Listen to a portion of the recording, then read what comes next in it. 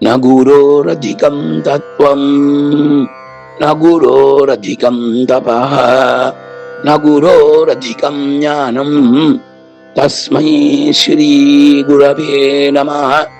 मंत्रमूलं गुरोर्वाक्यं पूजामूलं गुरोः पदं ध्यानमूलं गुरोर्मूर्तिः मुक्तिमूलं गुरोः कृपा। श्री सद्गुरु महाराज की जय।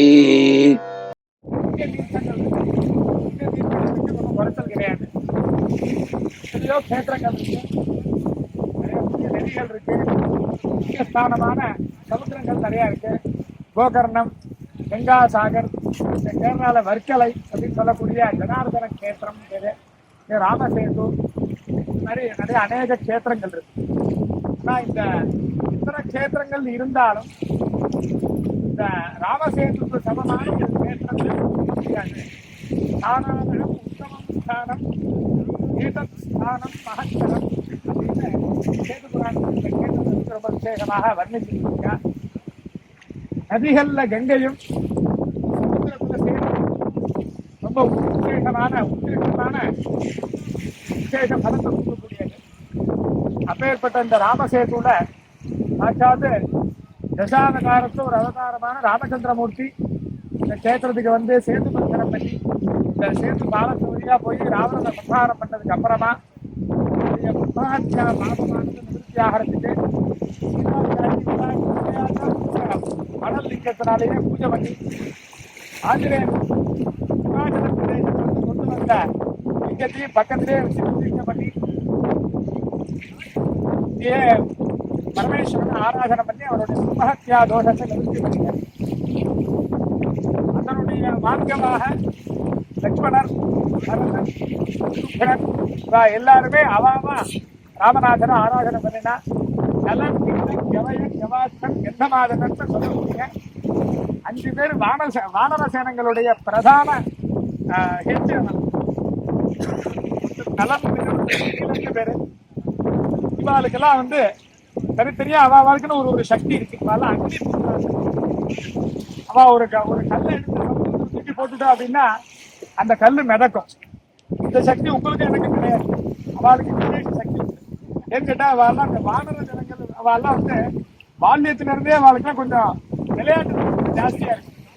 அப்படியாக இருக்கும்போது இந்த நலத்துல வந்து நலராஜா வானர ராஜா வந்து என்ன பண்ணாருன்னா ரொம்ப பால்யத்துல ஒரு நதிக்கரையில ஸ்நானம் பண்ணிட்டு போது ஒரு மகரிஷி தபஸ் பண்ணிட்டு இருக்கும்போது இவர் வந்து நதியில ஜலத்தை போட்டு விட்டு அவரை போய் டிஸ்டர்ப் பண்ணிட்டே இருந்தாங்க. இவரும் சொல்லி பார்த்தாரு, கேட்கற மாதிரி தெரியல. இனிமே நீ எந்த கல்லை தூக்கி எந்த ஜலத்துல போட்டாலும் சரி எல்லா கல்லும் மிதக்கும், சவுண்டு கேட்காது. ஜலத்துல விட்டு ஜலம் தெளிக்க பத்தல மேல அந்த மாதிரி ஆகாது, எல்லா கல்லும் மிதக்கும் அப்படின்னு அவருக்கு வந்து சாபம் கொடுத்துட்டார். சாபமே அவருக்கு வரமா போயிடுது. எங்கெங்கத்துல தேவையோ அதெல்லாம் வந்து இவரை வச்சுட்டு பாலம் கட்டாங்க. அதனாலதான் நலன் தொட்டு எல்லாரும் மிதக்கும் அப்படின்னு போயிடுது. அப்பேற்பட்ட நலராஜா வச்சுட்டு இந்த சேது பந்தனமானது 5 நாள்ல கட்டி முடிச்சா அப்படின்னு சேது புராணம் சொல்றது. இந்த ராமசேது அப்படின்றது ரொம்ப பெரிய கேத்திரம். ராமேஸ்வரம், தனுஷ்கோடி மட்டும் கிடையாது, திருப்புல்லானிலிருந்து ஆரம்பிக்கிறது, தேவிபட்சம் திருப்புல்லானிலிருந்து ஆரம்பிக்கிறது. கிட்டத்தட்ட பார்த்தோம்னா ஒரு 150 கிலோமீட்டர் வரையும் அந்த ராமசேதுவானது நடந்து அங்கிருந்து திருப்புல்லானிலிருந்து சேது பந்தனம் பண்ணி ஆரம்பிச்சு இங்க தனுஷ்கோடி வழியா ஸ்ரீலங்கா வரையும் ரோடு போட்டிருக்கான். திருப்புல்லானிக்கு ஆதி சேது அப்படின்னு பேரு, தனுஷ்கோடிக்கு மத்திய சேது. அங்க வந்து மத்திய சேது ஸ்ரீலங்கா. இந்த மத்திய சேதுன்னதான் 2 சமுத்திரமும் சங்கமமா இருக்கு. ஒண்ணு ரத்னாகரம்னு பேரு, அந்த சமுத்திரத்துல இருக்கக்கூடிய அந்த சமுத்திரத்துக்கு இந்து மகா சமுத்திரத்துக்கு ரத்னாகரம் பேரு. மகோதத்தி 2 சமுத்திரமும் சங்கல்பம் பண்ணி ஸ்நானம் பண்ணதுனால இந்த பிரம்மாண்டத்துல எத்தனையோ புண்ணிய தீர்த்தங்கள் இருந்தாலும் அத்தனை தீர்த்தங்கள்லயே நம்மளுக்கு ஸ்நானம் பண்ற பலத்தை ஒரு தீர்த்தம் கொடுக்கறதுன்னா அது தனுஷ்கோடி மட்டும்தான். தசகோடி சஹசிராணி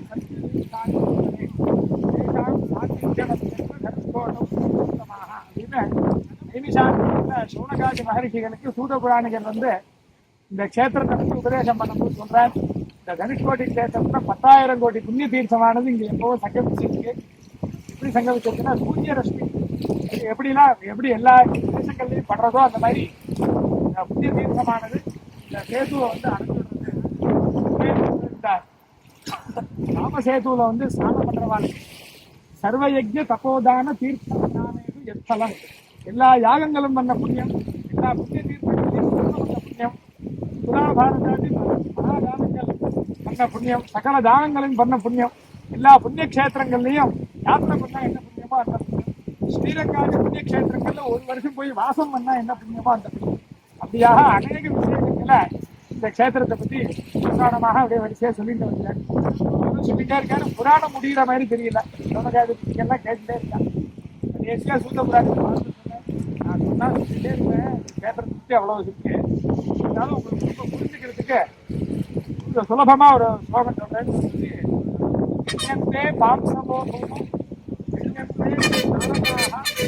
சேது தரிசனம் புண்ணியம் சேஷேனாபி நகமியதே.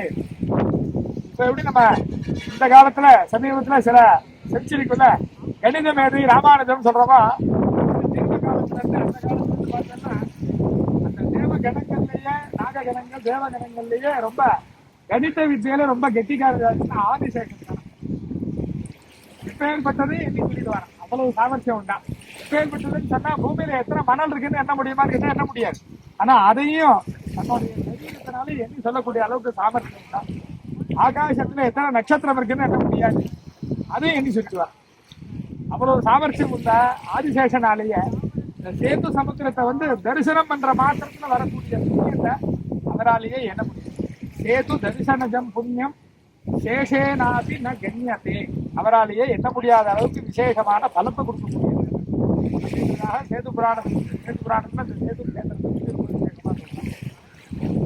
பொதுவா எல்லா கேத்திரம் இந்த இடங்களுக்கு எல்லாம் பேரு ராமசேதுன்னு சேது பந்தனம் பண்ணதுனால பேரு வந்து அந்தந்த கஷேத்திரத்துல விசேஷ சில சம்பவங்கள் நடந்ததுனால விசேஷ நாமாக்கள் வந்தது.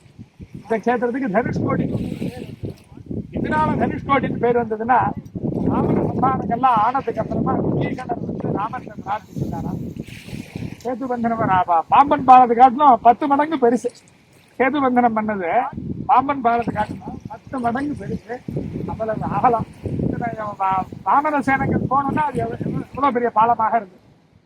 10 யோஜனை அகலம் 100 யோஜனை நீளம் அப்படின்ற போது அவங்களுக்கையும் ஆக்கிரமிச்சு ஃபுல்லா எல்லாத்தையும் பல மலைகளை உடைச்சுன்னு வந்து மரங்கள்லாம் உடைச்சுன்னு வந்து பாலம் கட்டியிருக்கா அப்படின்னு சேது புராணத்துல சொல்லப்பட்டது. அப்பேற்பட்ட இந்த பாலத்தை வழியா வேற தேசங்கள் இருக்கக்கூடிய ராஜாக்கள்லாம் லங்கையை வந்து அபகரிக்க மாட்டாங்க. இங்க இருக்கக்கூடிய ராட்சத ஜனங்கள்லாம் வேற தேசத்துல இருக்கிறவால சிரமப்படுத்த மாட்டான், அவள் தான் ஹிம்சை பண்ண மாட்டான்னு யாருக்கும் உபயோகப்படாதபடி பண்ணிருக்கோன்னு தன்னுடைய தனுசுனால அந்த பாலத்தை 3ஆ உடைச்சுட்டேன். அந்த 3ஆ உடைச்சதுன்னு சேதுவினுடைய ஆரம்பம் திருப்புல்லானில ஒரு பாகமும் தனுஷ்கோடியில ஒரு பாகமும் ஸ்ரீலங்கால ஒரு பாகமும் தனித்தனியா ஒன்னோட ஒண்ணு சேராம தனித்தனியாக அகிரபஞ்சம் மாதிரி 3 பாகத்தையும் தனித்தனியா பிரிச்சுதான். அந்த பிரிச்ச இடம் தான் இங்க இருந்துன்னா உடைச்ச சேது பந்தனத்தை உடைச்ச இடம் இதுதான். விபேத தனுஷ கோட்டம் விபீஷண ஹிதாயவை, விபீஷணனுடைய ஹிதத்துக்கோசரம் அவனுடைய நல்லதுக்கோசரம் இந்த சேது பந்தனத்தை உடைச்ச இடமானது. அதுல இருந்து ரிஷிகள்லாம் சொன்னா இந்த கேத்திரத்துக்கு தனுஷ்கோடின்ற விசேஷ நாம சொல்லிதான் சொல்லணும், ராமசேதுன்னு சொல்லக்கூடாது. தனுஷ்கோடி தனுஷ்கோடி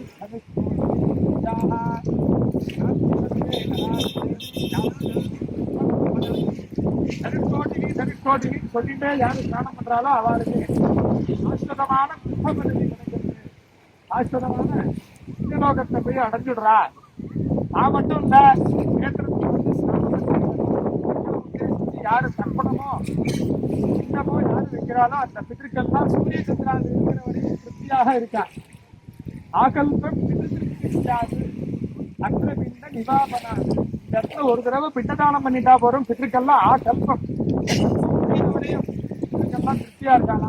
கல்பம்னா எத்தனையோ லட்சம் வருஷம் சேர்ந்தாதான் ஒரு கல்பம். நம்ம பல ஜென்மா எடுத்துருவோம். அதுக்குள்ள சூரிய சந்திரால் இருக்கிற வரையும் பிதற்கள்லாம் திருப்தியா இருக்கலாம். அதனாலதான் இந்த மாதிரி புண்ணிய கஷேத்திரங்கள்ல போய் ஒரு தடவையாவது நம்ம ஜென்மால தர்ப்பணமோ சின்ன பிரதானமோ அவளை உத்தேசித்து ஸ்நானமோ ஏதோ பல தடவை கொண்டு ரொம்ப விசேஷம். ஒரு தடவையாவது பண்ணிடலாம். இவாள்லாம் என்ன வச்சிருக்காங்கன்னா இந்த மாதிரி தீர்த்த யாத்திரை பண்றது, ஜென்மால ஒரு தடவையாவது தீர்த்த யாத்திரை பண்றது. அது தீர்த்த யாத்திரை அப்படின்னு சொன்னா தாத்பரியம் என்ன அப்படின்னா சகலத்தையும் தியாகம் பண்ணிட்டு போறதுக்கு பேர் தான் தீர்த்த யாத்திரைன்னு பேர். காமக்ரோதாதிகளுக்கு நான் எதை நோக்கி ஆசைப்பட மாட்டேன். என்னுடைய மார்க்கம் எல்லாமே பகவத் சிந்தனையை தான், அந்த மார்க்கத்தை தான் இருக்கணும்.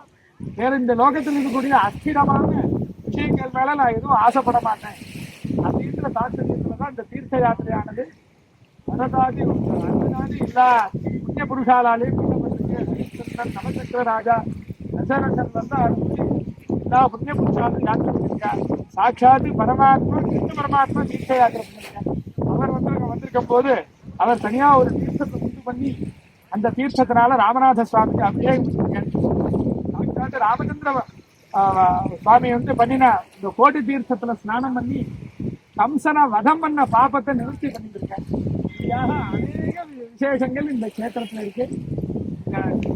கேதுவானது ஜெகத் பிதாவாக இருக்கக்கூடியவர் பரமாத்மா ராமச்சந்திரமூர்த்தி வழி காமிச்சிருக்கார். ஜெகன்மாதாவா கங்கா மாதா நிவர்த்தி பண்ணிருக்கிறார். விஸ்வநாதனுடைய பாபத்தெல்லாம் இங்க இருந்து மணலை பூஜை பண்ணி மணலை எடுத்துட்டு போய் கஷேத்திரத்துக்கு போய் போட்டு அங்கிருந்து கங்கையை கொண்டு வந்து ராமநாத சுவாமிக்கு அபிஷேகம் பண்றதுன்னு சம்பிரதாயம். எதுக்கு வந்து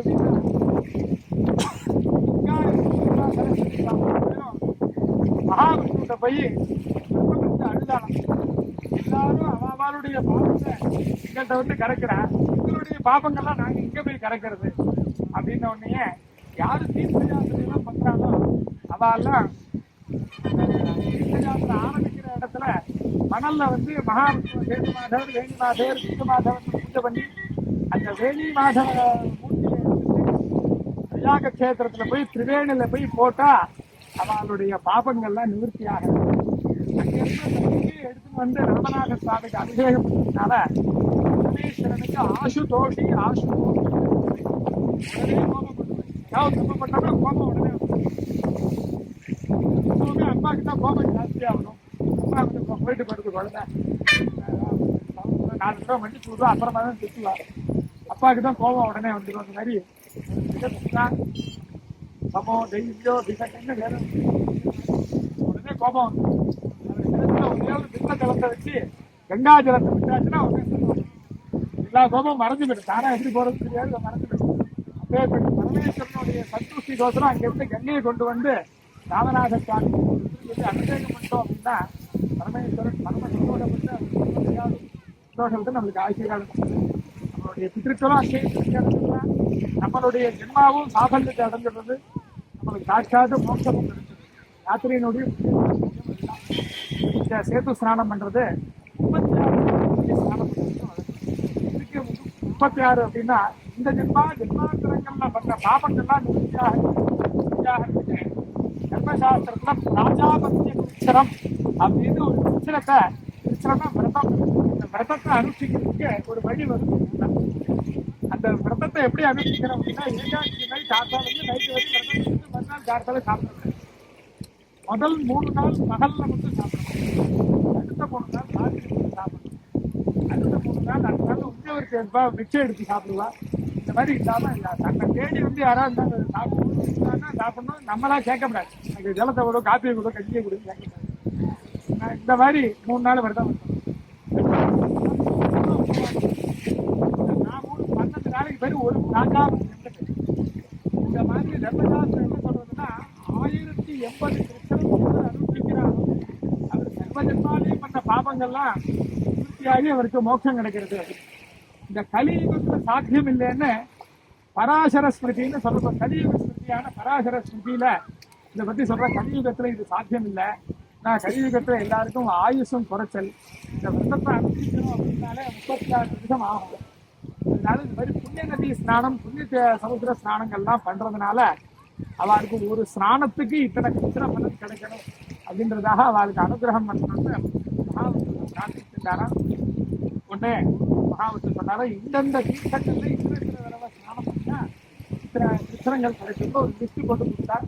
அதுல கங்கா சாகர், காவேரி, ஆந்திரபதி, கிருஷ்ணா, நர்மதா போன்ற யமுனா இந்த மாதிரி போன்ற முக்கியமான நதிகள்லாம் உள்ள வர்றது. அகண்டா எத்திர காவேரி அஷ்டகிருஷ்ண பலப்பிரதா கங்காச்ச யமுனா சீவ தசகிருஷ்ண பலப்பிரதா கங்காசினி கிருஷ்ணவேணி நவகிருஷ்ண பலப்பிரதே சாபாகிரே மூசலம் ஸ்நானம் அங்ககிருஷ்ண பலப்பிரதம். இந்த தனுஷ்கோடிக்கு பேரு சாபாகிரம்னு பேரு. இந்த இடம் எப்படி இருக்கும் அப்படின்னு கேட்டா தனுசு மாதிரி. இந்த இடத்தினுடைய மேப் பார்த்தீங்கன்னா தனுசு மாதிரி இருக்கும். சாபாகிரம் அப்படின்னு பேரு ஒரு பேரு. அப்பேற்பட்ட இந்த இடத்துல வந்து ஒரு தடவை முக்கிய ஸ்நானம் பண்ணியாச்சு அப்படின்னா 30 பிராஜாபத்து கிருஷ்ண பலனானது கிடைக்கிறது. ஒரு வருஷத்துக்கு 12 நாள், ஒரு வருஷத்துல பார்த்தோம்னா மொத்தம் 30 தான் அனுஷ்டிக்கலாம். 1080 அனுஷ்டிக்கணும் அப்படின்னா 26 ஸ்நானம் பண்ணாதான் 1080 பலனானது. அதனாலதான் 26 தடவை முக்கிய ஸ்நானம் பண்றது அப்படின்றதாக சம்பிரதாயம். எல்லாரும் பார்த்துருந்தோம். நான் 36 தடவை முங்கி ஸ்நானம் பண்ணா ரொம்ப விசேஷம். பண்ண முடியாத தவறு கிடையாது.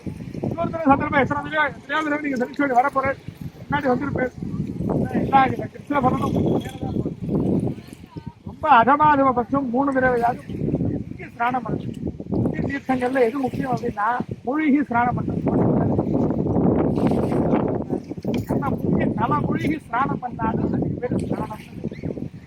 பாதஸ்நானம், கட்டிஸ்நானம், கண்டஸ்நானம், ததைவச திருஸ்நானம்ட்டு உத்தமம். இந்த பாதஸ்நானம்னு பேர்.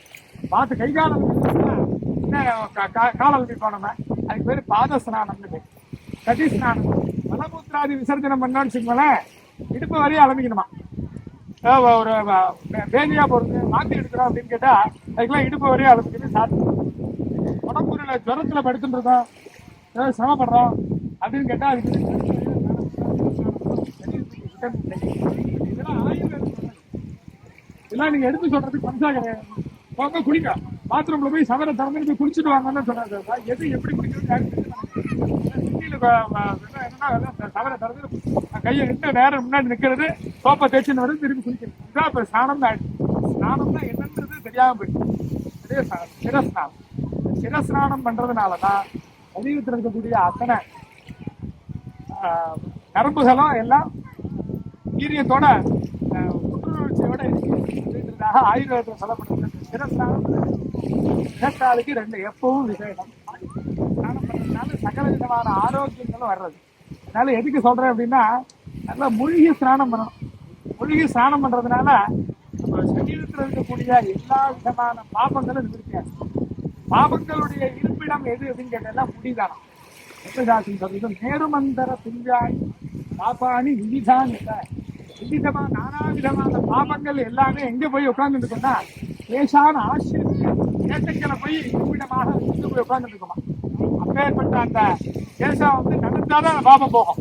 எப்படி நினைக்கணும் அப்படின்னா, பாம்பு வந்து தன்னுடைய சரீரத்தில் இருக்கக்கூடிய சட்டைய தோலை வந்து எப்படி உரிச்சுதுன்னா அதோடைய சரீர பாரமானது போகுமோ அந்த மாதிரி சசிரஸ்கமா தலையோடு ஸ்நானம் பண்ணாதான் அந்த பாபமான அந்த பாரமானது. சேது ஸ்நானம் பண்ண போறோம். மேற்கொண்டு முன்னாடி சாட்சாத்து சேது பூஜை. எங்கேயுமே பார்த்தோம்னா நேரம் பூமியில பூஜை கிடையாது.